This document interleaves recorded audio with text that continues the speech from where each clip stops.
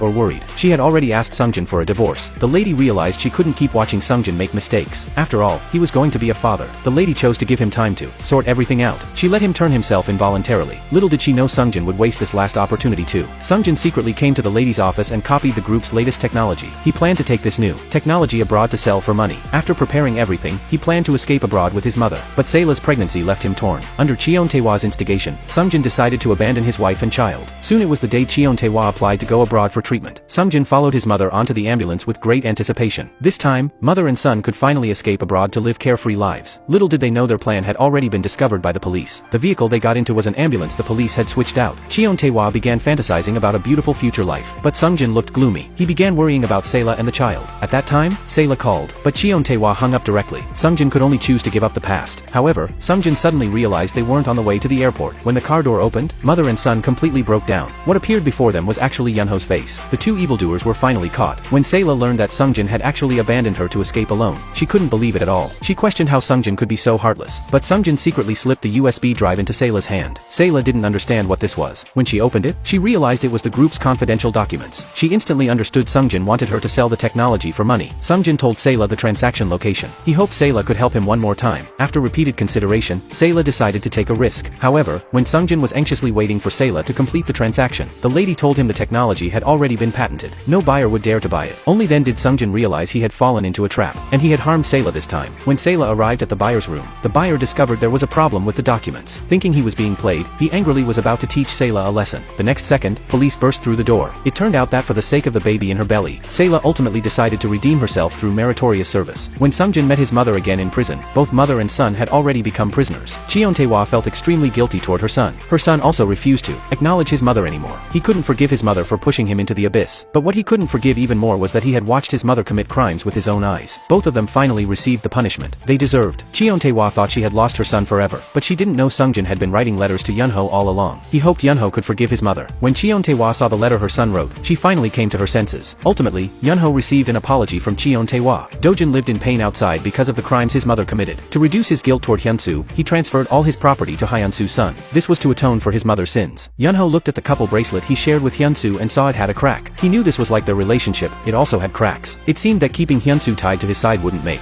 either of them happy. So he told Hyunsu about Dojin's upcoming departure abroad. He hoped Hyunsu could make her own choice. Hyunsu's mind suddenly went blank. Ultimately, she still couldn't control her heart and chased after him. Hyunsu collapsed as she rushed to the airport. She kept searching for Dojin's figure. She wasn't willing to not make a final goodbye. But the moment she saw Dojin, Hyunsu began to hesitate. She didn't know what meaning there was in chasing after him. Since they were destined to have no future together, it would be better to let go. Just as she turned to leave, Dojin's voice suddenly came from behind. Looking at the person they loved deeply, neither knew what to say. Ultimately, they only made their final goodbye. Even at the end, neither chose to return to the past. Only after boarding the plane did Dojin take out the letter Cheon Taewa had written to him. In the letter, his mother sincerely apologized to Dojin. She begged for Dojin's forgiveness. Dojin had waited too long for his mother to admit her mistakes. He couldn't help but shed painful tears. At the same time, Cheon Taewa also looked desperately at the plane in the sky. She shed tears of despair with great heartache. As her palm slid down, Cheon Taewa's life also came to an end. A year passed in a flash. Sayla gave birth to triplets. With her parents' help, she was raising her 3 children. Ultimately, she still didn't choose to divorce. Looking at photos of the children, Sungjin was filled with happiness. He only hoped to be released from prison soon to enjoy family happiness. Yunho returned to his identity as a designer, doing work he loved. He also had more time to spend with his son. Hyunsu's career was also getting better and better. Everyone's lives had returned to calm. When Hyunsu returned home, she saw a postcard that had fallen on the ground. It was one she, her son, and Dojin had sent together to 1 year in the future. Now things had changed. Only then did Hyunsu realize their shared wish back then was both hoping the other would be happy. So ultimately, Hyunsu decided to let go of everything from the past and accept a new life. She decided to be with Yunho again, making up for the 7 years they had lost. The lady looked at the happy and harmonious scene before her and felt very comforted. Although the journey had been extremely difficult, ultimately it allowed her to see the moon through the clouds. This concludes the Korean drama, You Are My Gift. Thank you all for watching. I'm Dino K Drama. See you in the next Korean drama.